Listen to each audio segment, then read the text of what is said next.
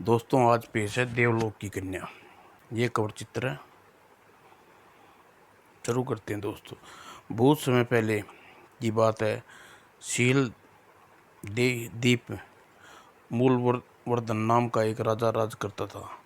राजा की 3 लड़कियां थीं। तीनों ही उससे प्राण से बढ़कर प्यारी थी। तीनों राजकुमारी को विवाह योग्य हो गई थी। उन दिनों की प्रथा अनुसार तीनों महल में ही सबसे ऊंचे बुर्ज पर बुलाया और एक तीर और एक धनुष देकर बोला, मेरी प्यारी बच्चों, तुम तीनों का विवाह योग्य हो गई हो और सिर तीनों का विवाह कर देना चाहता हूँ। यह हमारी प्रथा के अनुसार तुम्हें यह तीर दिए गए हैं। इन तीर को जिस व्यक्ति के घर में गिरेगा उसका विवाह तुम उसी के साथ किया जाएगा। तुम तीनों अपने तीर धनुष पर चढ़ाओ और 3 दिशाओं में छोड़ो। लेकिन पिताजी, इस बात का क्या पता चलेगा कि हमने कौन सा तीर और कहाँ किसके घर में गिरा है? वह देखो, नीचे नीचे दिशाओं में तीनों तीर के पीछे के सैनिकों की टुकड़ियां खड़ी हैं। तुम जैसे ही तीर छोड़ोगी, तुम्हारे तीर का पीछा करते जहाँ गिरेगा उसकी सूचना देंगे। सारी बात अच्छी तरह से सुनने के बाद समझने के बाद तीनों राजकुमारी अपने अपने तीर धनुष पर चढ़ाए और पूर्व पश्चिम उत्तर की ओर मुंह करके आकाश में छोड़ दिए। और सैनिक अपनी अपनी दिशाओं में जाकर तीरों को पीछा करने और जहाँ गिरे उसकी सूचना मुझे दे दो। जोग्य महाराज। तीनों सैनिकों टुकड़ियां तीरों के पीछे पूर्व पश्चिम उत्तर दिशा की ओर दौड़ पड़ी। हे प्रभु, मेरा तीर किसी संपन्न घर में गिरना। मेरी किस्मत में जहाँ मुझे ले जाएगी वहीं खुश रहूंगी। और सौभाग्य से बड़ी रानी का तीर पूर्व के बने महामंत्री के घर की छत पर जा धंसा, जो कुंवारे थे। अरे, राजकुमारी का तीर महामंत्री के घर पर गिरा है। हाँ दोनों ही भाग्यशाली हैं। चलो महामंत्री के घर इस सूचना करते हैं। और सैनिक ने महामंत्री की सारी बातें बताई, अवगत करवाया और प्रशंसा और आश्चर्य की स्थिति में ठगा सा खड़ा था। राजकुमारी जी, मेरा विवाह कहीं यह कोई सब ख्वाब तो नहीं देख रहा? ओह, यह कहकर यह हकीकत है महामंत्री जी, विश्वास न हो तो अपने छत पर निगाह तीर देख लीजिए। सैनिकों के साथ महामंत्री उसी समय महल की ओर अपने महल की छत पर पहुंचा। ओह, सचमुच यह तीर शाही तीर है। ईश्वर वास्तव में मेरे भाग्य को इतना खुशी दी है, सिवाय विश्वास नहीं होता। और महामंत्री जी, अब देर न करें, कृपया तीर के साथ हमारे साथ राजमहल की ओर चलिए। और महामंत्री स्वयं उस तीर को लेकर सैनिकों के साथ राजमहल की ओर चल पड़े। और मंझली राजकुमारी का तीर पश्चिम में एक बड़े धनी घर में गिरा, जिसका केवल एक ही बेटा था। श्रीमान जी, प्रथा के मुताबिक हमारी मंझली राजकुमारी का तीर आपके घर पर गिरा है। कृपया आप तीर को अपने लड़के के साथ राजमहल चलिए। हमें इतने भाग्य होंगे, हमें कभी सपने में भी नहीं सोचा था। चलो बेटे, चले। लेकिन सबसे छोटी राजकुमारी का तीर उत्तर दिशा में भटक गया और वह एक झोपड़ी के जंगल में गिरा। ओह, बेचारी छोटी राजकुमारी का भाग्य फूट गया निकला।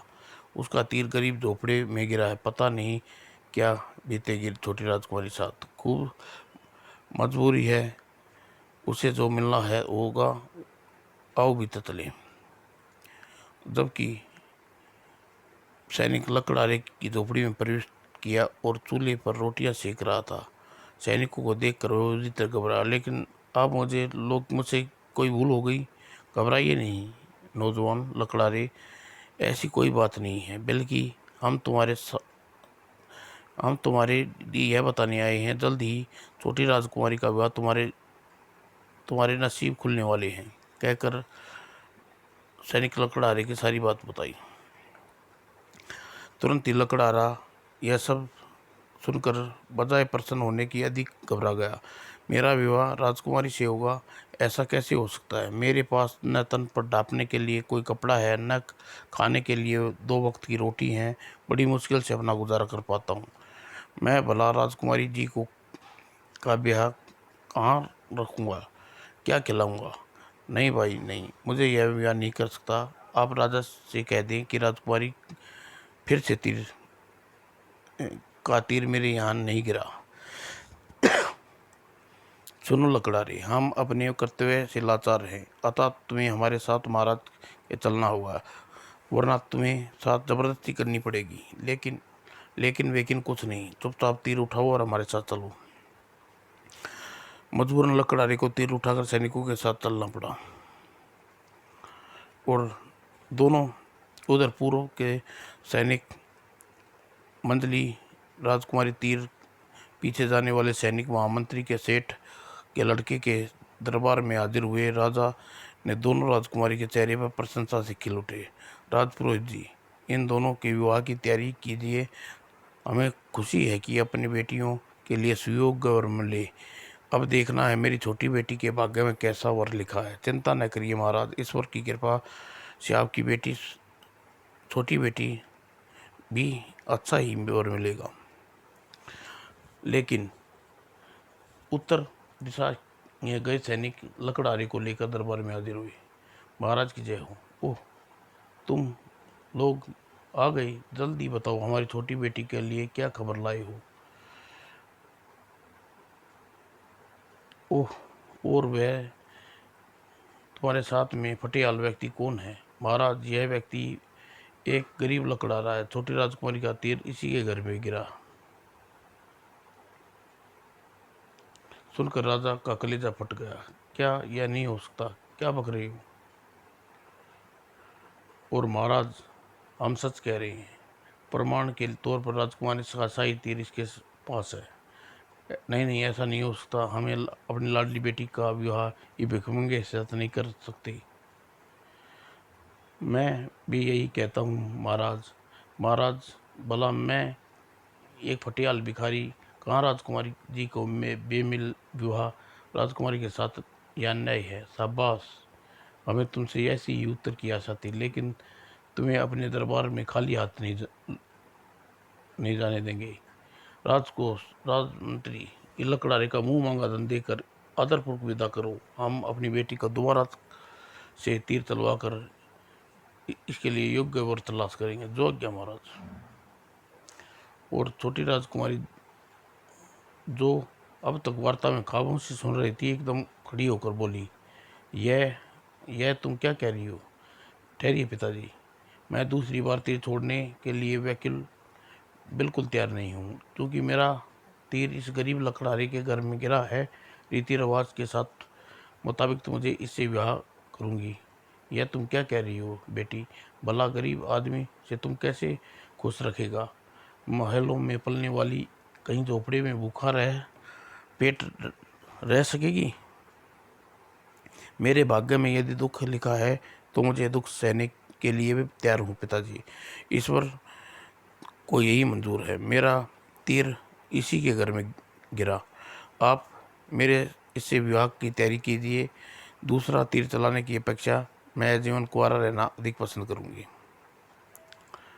राजा अपनी बेटी को समझाना की बहुत प्रयत्न किया, लेकिन राजकुमारी छोटी ने दूसरा तीर छोड़ने के लिए तैयार नहीं हुई। उन्हें राजा ने हार कर अपनी बेटी का विवाह लकड़हारे से कर दिया। साथ साथ राजा ने अपनी सेना की बड़ी बेटियों का विवाह मंत्रियों और सेठ के साथ कर दिया। कुछ दिन पश्चात राजा अपनी तीनों बेटियों को खूब सारा धन दौलत देकर विदा करना चाहा, लेकिन बड़ी और मंझली बेटियों ने वह धन खुशी खुशी स्वीकार कर लिया। लेकिन छोटी राजकुमारी ने वह धन लेने से तैयार नहीं थी। नहीं पिताजी, अब मेरी पराई हो चुकी हूँ, इसलिए धन मेरा अधिकार नहीं है। आज मेरे स्वामी मुझे जो कमा कर लाएंगे वही मेरा जीवन यापन करूँगी। लेकिन बेटी, यह सब तो हर पिता अपनी बेटी को विदा करते समय देता है, तुम इनकार क्यों करती हो? पिताजी, यदि आप पिताजी मेरे मेरे पति इतना स्वस्थ होगा तो वो अपनी मेहनत से ये सब पैदा कर सक लेंगे, वरना आपका दिया धन भले भले स्वामी असली को असली बेकार भी कर सकता है। ओह, तुम बहुत स्वाभिमानी हो बेटी। ईश्वर तुम्हारी प्रार्थना करूँगा कि तुम हमेशा दोनों खुश रही। और फिर दोनों राजा से भरे हृदय से अपनी बेटियों को विदा किया। आह, पता नहीं ईश्वर ने मेरी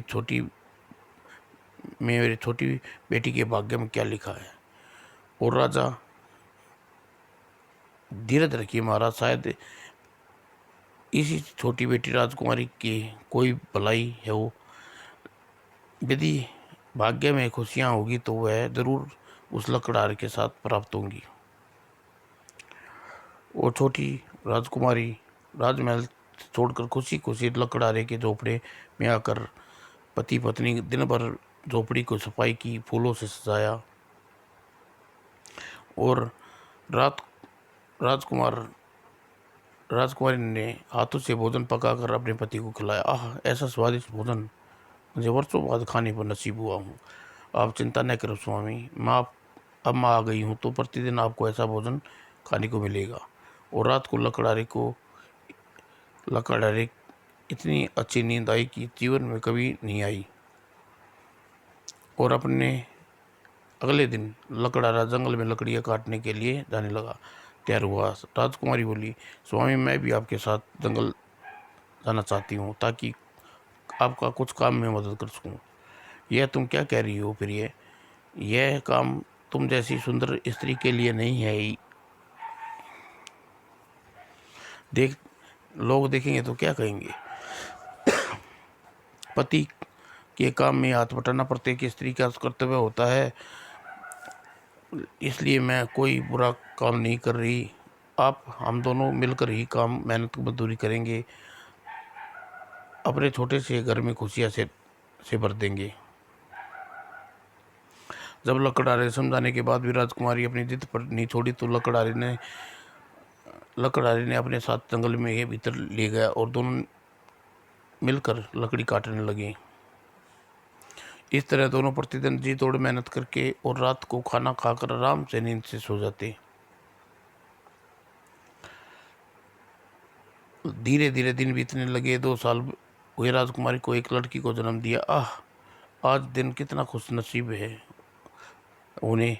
ये है नन्ही बच्ची, कितना बदनसीब हैं हम, अच्छे कपड़े भी नहीं पहनने दे सकते। आप उदास न हो स्वामी, भगवान सब अच्छा करता है।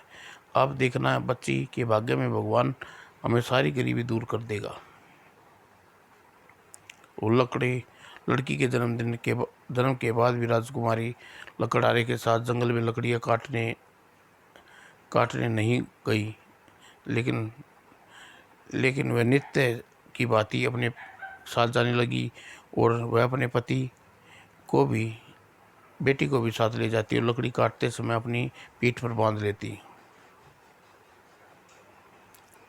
इस तरह उसके दिन बीत गए। सर्दियों के दिन एक दिन खूब जोर से बारिश पड़ी। लकड़ी के पास लक, लक, लकड़ी के पास पहुंचने पर गर्म कपड़े नहीं थे।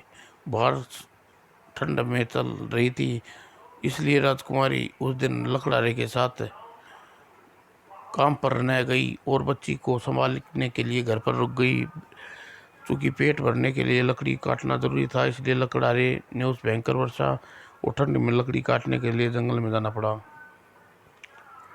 और दोपहर के समय राजकुमारी बच्ची के साथ गोद में ठंड से बचने के लिए भरपूर प्रयत्न कर रही थी। ठंड अधिक कारण उसे गुलाबी ओठ नीले पड़ रहे थे। हे प्रभु, अपनी अपनी चिंता नहीं है, बेटी की बच्ची की रक्षा करो। कितनी अभागी है माँ, अपनी बेटी को गर्म कपड़े भी नहीं दे सकती।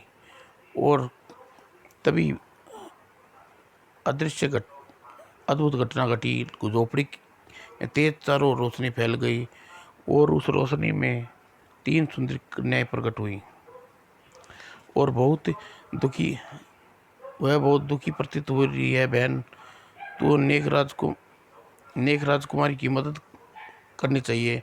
तुम ठीक कहती हो, तुम ठीक कहती हो दीदी। आओ हम उसकी झोपड़ी को एक सुंदर महल में बना दें। और तीनों ने हाथ में छड़ी थमी थी, उसे झोपड़ी को उठाया और सुंदर झोपड़ी सुंदर महल में बदल गई। और भवन के भीतर चारपाई की जगह गद्देदार पलंग बिछ गए। खिड़कियों पर रेशमी पर्दे। ये ईश्वरीय कैसा चमत्कार है! झोपड़ी इतने सुंदर महल में कैसे बदल गई। और तीनों सुंदर प्रियों ने भीतर कदम रखा। नमस्कार, स्वीकार करो। अरे कौन हो आप? हम तीनों देव कन्याएं हैं राजकुमारी। हम प्रत्येक दिन यहाँ से गुजरती हैं और तुम्हारी दशा देखती हैं, लेकिन आज हमसे तुम्हारी दशा न देखी गई, इसलिए तुम्हें झोपड़ी को सुंदर महल में बदल दिया। आज से इस भवन में रहते हुए तुम पति पत्नी बच्चे के साथ कोई कष्ट नहीं होगा। भवन में ऐशो आराम के खाने पीने तक की कोई हर चीज़ वस्तु है। तीनों कन्याओं ने अपने हाथ में थमी बच्ची को राजकुमारी के शरीर को छुआ और तुरंत ही बच्ची और राजकुमारी के शरीर में सुंदर कीमती वस्त्र दिखाई देने लगे। आह, इतने गर्म, इतने सुंदर कपड़े। हाँ, यह उपहार मैं कभी नहीं भूल सकूंगी। यह उपहार नहीं राजकुमारी, बल्कि एक नेकी की और दयालु की पतिव्रता दयालु की पतिव्रता का व्रत है। मैं इस बच्ची को वरदान देती हूँ कि 16 वर्ष होने की उम्र यह रोएगी, पर जब यह रोएगी तो इसकी आंखों से आंसू की जगह स्थान पर मोती डलने लगेंगे। और मैं इसे वरदान देती हूँ, जब 16 वर्ष की होने पर इसकी हंसेगी तो इसके गुलाब के फूल खिलेंगे। मैं इसे वरदान देती हूँ, ये सूखी धरती पर चलेगी तो फर्श में से हरी घास उग जाएगी। और तीनों कन्याएं को वरदान देकर अदृश्य हो गई और अलोप हो गई। चूंकि देव कन्याओं को बच्ची को 3 वरदान दिए थे, इसलिए राजकुमारी ने उस समय नाम त्रिशूला रख दिया और बेसब्री से अपने पति के लौटने का इंतजार करने लगी। और शाम को लकड़ियाँ बाजार में बेचकर घन को वापस लौटा। झोपड़ी के स्थान पर सुंदर महल देखकर दंग रह गया और अचंभित होता। ओह, यह आ गए, अब इन्हें देखकर जरूर चंकित हो रहे होंगे। अरे यह क्या आ गया, कहीं रास्ता तो नहीं भूल गया। और फिर लकड़हारा पलट कर वहाँ से जाने लगा तो राजकुमारी ने दरवाजे पर आकर बोली, ठहरिए स्वामी, आप कहाँ जा रहे हैं? आपका घर है, भीतर आइए। क्या? ओ प्रिय, यह सब क्या माजरा है? सुबह से झोपड़ी छोड़कर गया था, फिर शाम तक झोपड़ी के स्थान पर सुंदर महल कहाँ से आ गया? यह जागती अवस्था में कोई सपन तो नहीं देख रहा? कोरी काटो, यह सपन नहीं है स्वामी, बल्कि हकीकत है, यह चमत्कार है। तीनों देव कन्याओं का कृपा से हुआ है। भीतर आइए, मैं आपको सब कुछ बताती हूँ। और फिर राजकुमारी को भीतर पहुंचकर अपने पति को सारी बात बताई और उसका चेहरा प्रसन्नता से खिल उठा। वाह वाह, वास्तव में कमाल हो गया। तुम ठीक कहती थी प्रिय, एक न एक दिन तो बच्ची का भाग्य हमारे दिल जरूर फिरेंगे। तुम्हारा का पूरा हो गया, लेकिन इसलिए मैंने इसका नाम भाग्य लक्ष्मी से त्रिशूला रख दिया स्वामी। वाह, बहुत प्यारा नाम है। और उस दिन से कोई कष्ट नहीं हुआ और अपनी बेटी के साथ आनंदपूर्ण रहने लगा। और लेकिन सब सुख होने के बाद भी लकड़हारा और पत्नी की बात मानकर काम पर जाना बंद नहीं किया। और धीरे धीरे दिन बीतते गए और माह फिर वर्ष और फिर वर्षों के बीतने पर त्रिशूला भी बड़ी होने लगी और अपनी बेटी को देखकर माँ बाप खुशी से फूला न समाते। आह, यदि वास्तव में ऐसा हुआ तो तुम्हारे लिए कितना सुंदर होगा प्रिय।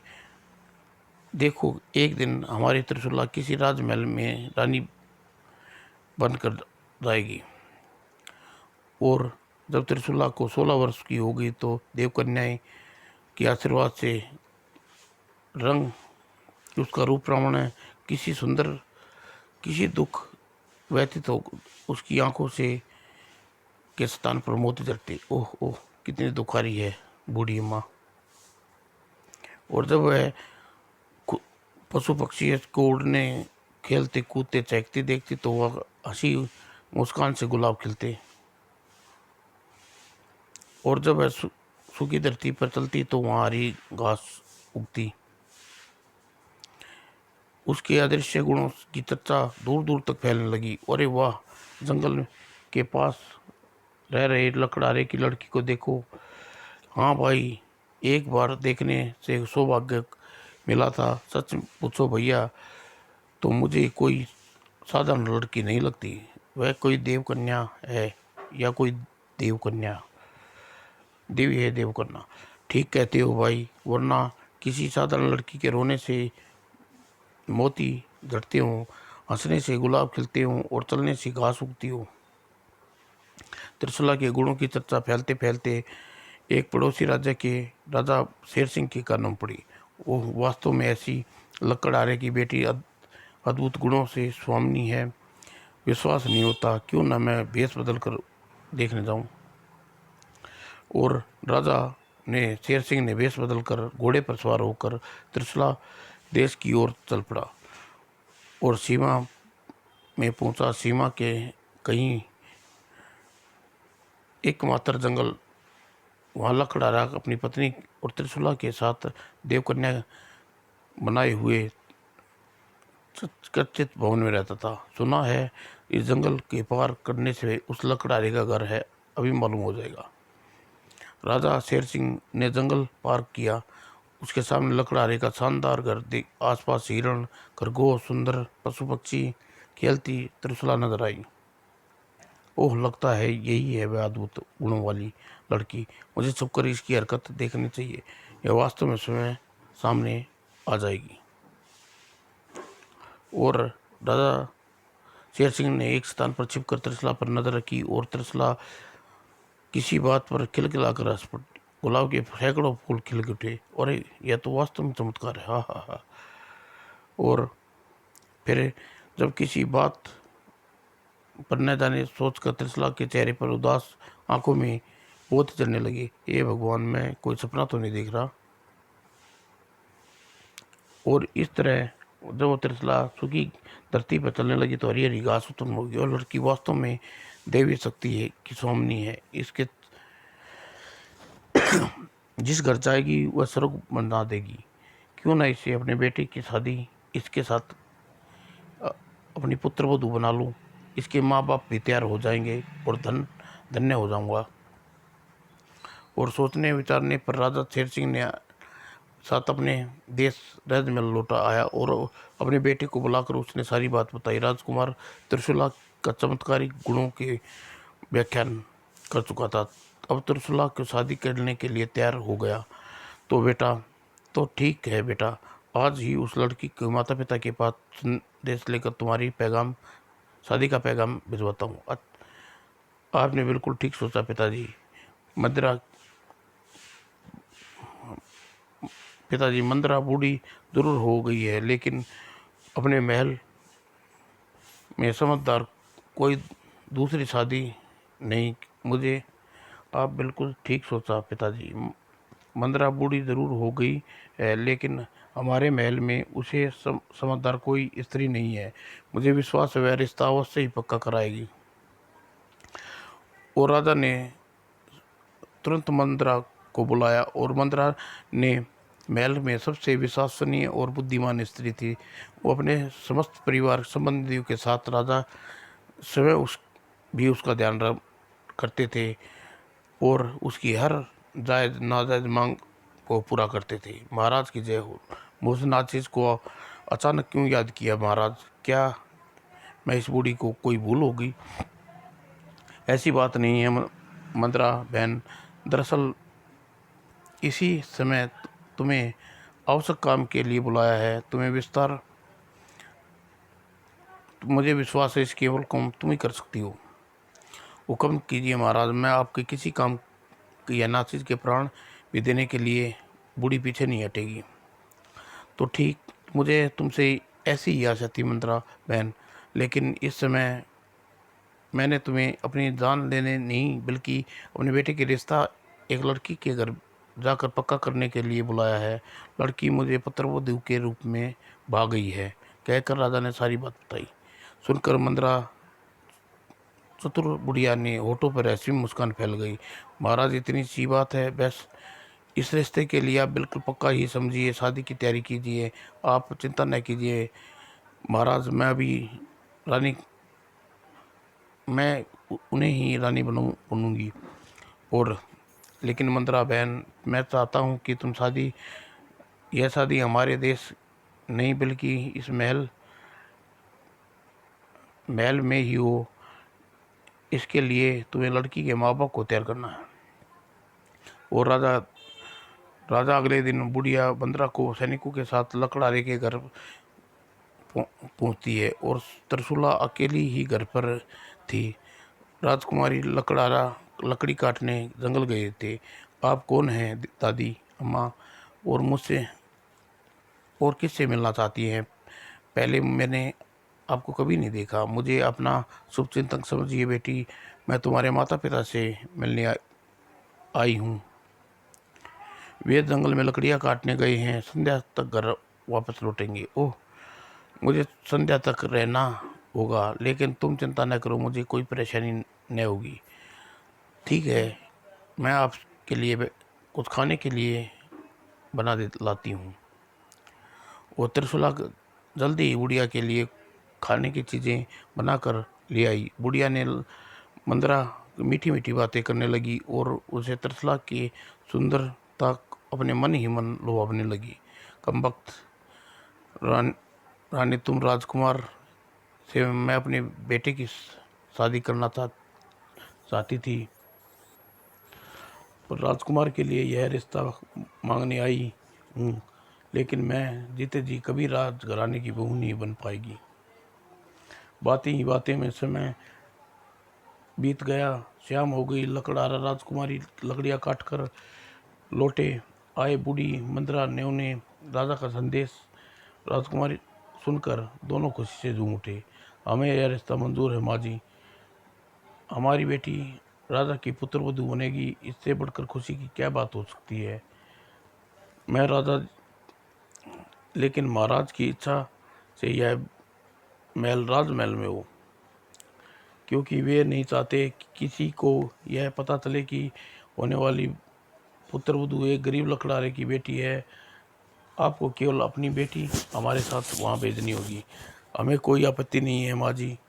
हमें अपनी बेटी की खुशी सर्वप्रिय है। और विवाह की तिथि निश्चित करके बुढ़िया सैनिक को वापस लौट गई और राजा को खुशखबरी सुनाई। बहुत खुश मदिरा बहन, लो, तुम्हारी वफादारी और ईमानदारी से बहुत प्रसन्न है। तुम यह हार स्वीकार करो। ओह, वास्तव में यह हार महाराज, मैं पता नहीं क्या क्या पाने की सपने सजो रही थी। और शादी की तैयारियां होने लगी। राजा शेर सिंह बहुत खुश थे। राजमहल दुल्हन की तरह सजा दिया। महल में ऐसा होना बड़े बड़े राजाओं का मुंह देखते रह जाएं। और निश्चित समय पर त्रिशूला को लाने के लिए बुढ़िया को भेजा गया। बुढ़िया ने पालकी तैयार करा दी और पालकी में अपनी लड़की को दुल्हन के कपड़े में पहनाकर बैठा दिया। उसने लड़की की एक संदूक भी रखा। संदूक जो भी सुनो, जो भी मैं कहने जा रही हूँ उसे किसी को के कानी खबर भी खबर न होनी चाहिए। इसके बदले में तुम्हें मुंह मांगा इनाम और वादा कर चुकी हूँ। दरअसल यदि तुम यह बात किसी को हो गई तो साथ साथ मैं तुमने मौत के घाट उतार दूंगी, समझे? आप निश्चिंत रहिए हुजूर आलिया, जैसा आपने कहा है वैसा ही होगा। महाराज को इस बात की खबर चिड़िया तक को भी नहीं लग पाएगी। और फिर बुढ़िया संतुष्ट होकर पालकी में बैठी और कार दोनों पालकी को उठाकर सीलदीप की ओर चल पड़े। शाम होने से पहले वे त्रिशला को घर पहुंचे। पालकियों के बाहर त्रिशला की माँ बड़े खुश थे। आपका उपकार माँ जी, आप सही वक्त पर आ गई। न जाने हमारे दिल किसी बुरी आकांक्षा से घबरा उठ रहे थे। आपकी बेटी को विदा करते समय माँ बाप के दिल ऐसे ही घबराते हैं। लेकिन अब तुम देर न करो, अपनी बेटी को जल्दी हमारे विदा करो। कल शादी है, सुबह तक राजमहल पहुंचना है। और लकड़हारे ने राजकुमारी को खुशी खुशी अपनी बेटी को विदा किया। जाओ बेटी, ईश्वर तुम्हें हमेशा खुशी रखे। और लेकिन हमारी बात ध्यान से सुनो, किसी भी गैर को कभी भी मालूम नहीं होता तुम्हारे माता पिता हैं, ठीक है? अरे मोती, जल्दी बटोरो। और बुढ़िया ने त्रिशला को अपनी पालकी में बिठाया और कार दोनों पालकियां उठाकर चल पड़ी। स्वामी, आज हमारी बेटी हमसे जुदा हो गई। अब हम कभी नहीं देख पाएंगे, अन्यथा देख भी नहीं पाएंगे, अन्यथा नहीं। ऐसा न कहो त्रिशला, ईश्वर ने चाहा तो सिद्ध ही हमारी बेटी से हमारी मुलाकात होगी। और चलते चलते वे लोग जंगल के बीचों बीच पहुंच गए। बुढ़िया ने कारों को खींचकर पालकी रुकवा दी कहकर। और तभी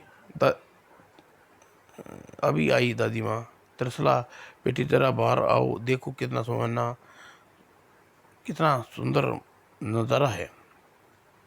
और लेकिन जैसे त्रिशला बाहर पालकी में कारों किन उन्हें पकड़ लिया। आई दादी माँ, मुझे दादी माँ बचाओ। अरे कमबख्तो, देख क्या रहे हो? जल्दी से इसे रस्सी से जकड़ लो और संदूक में डाल दो। यदि यह यहाँ से निकल गई तो गुड़ गोबर हो जाएगा।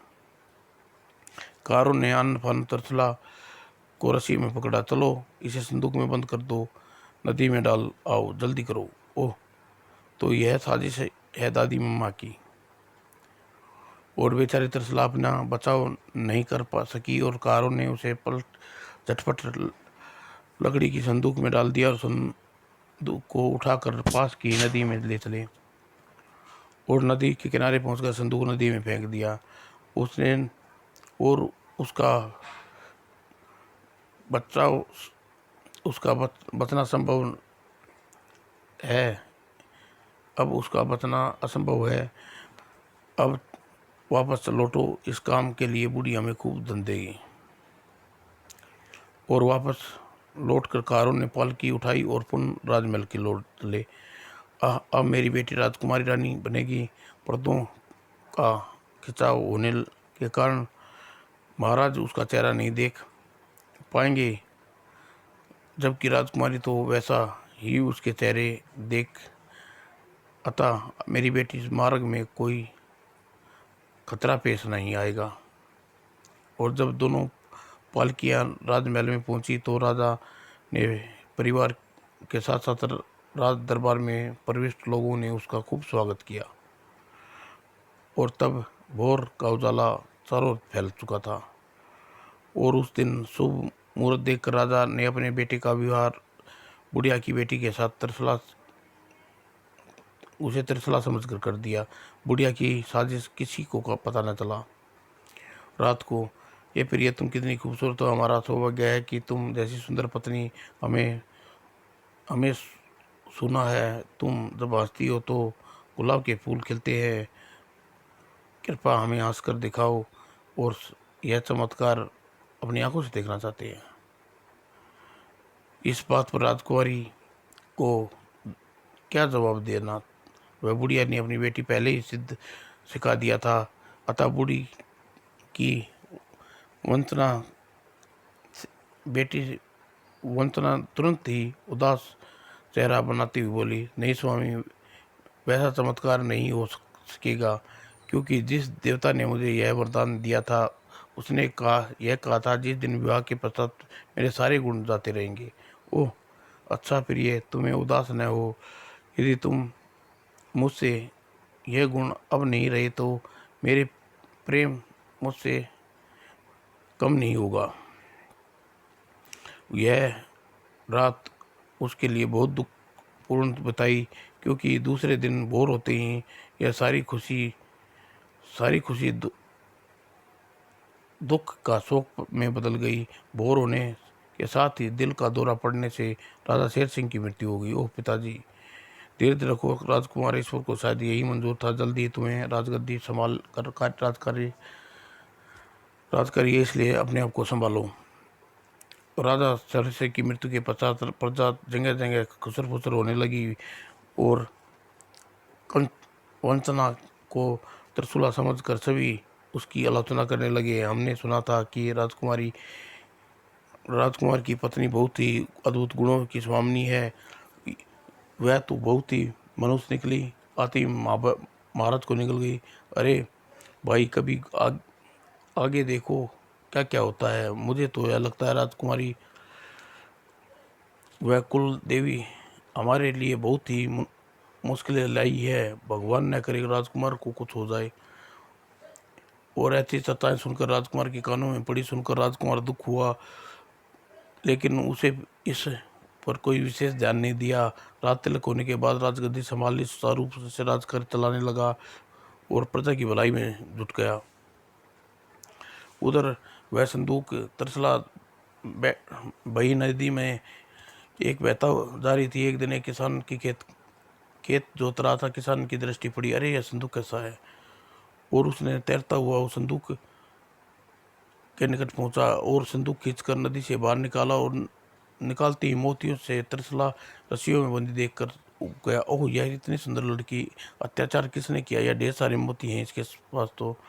और बूढ़े ने किसान झोपड़ी के पास ले आया और बेहोश तरसला को घर में ले आया और उसे सेवा श्रद्धा से तरसला तो सिर होश आ गया। ओह, मैं कहाँ हूँ, तुम इस समय गरीब किसान की झोपड़ी में हो बैठी, लेकिन तुम कौन हो और तुम्हें इस दशा में किसने किए। राजकुमारी ने रोते रोते सारी कहानी किसान को सुना डाली और किसान उसके रोने ते मोती झड़ने देख किसान आश्चर्य में पड़ गया। उसकी समझ में कुछ नहीं आया। ओह, सोने के मोती, रोने से मोती जल रहे हैं, ऐसी विलंग लड़की तो मैंने कभी नहीं देखी।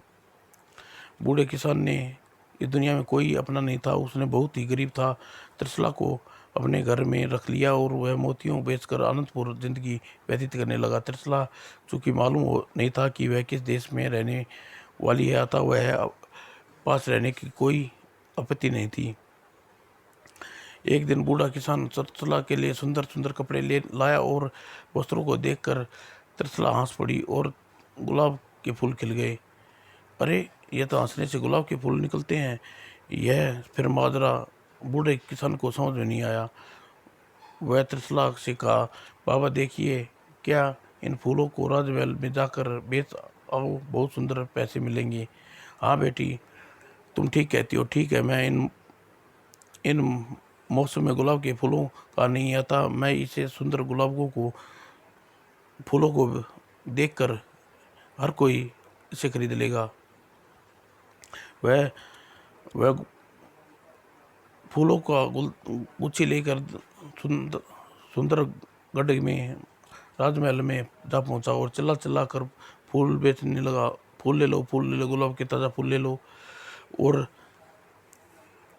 उसी समय राजा शेर सिंह का बेटा राजकुमार सूर्य शिकार पर महल लौटा। अरे, यह बूढ़ा इतने सुंदर गुलाब के फूल कहाँ से लाया, इस मौसम में गुलाब भी नहीं है। अरे, फूल ले लो, फूल ले लो, गुलाब के फूल ले लो।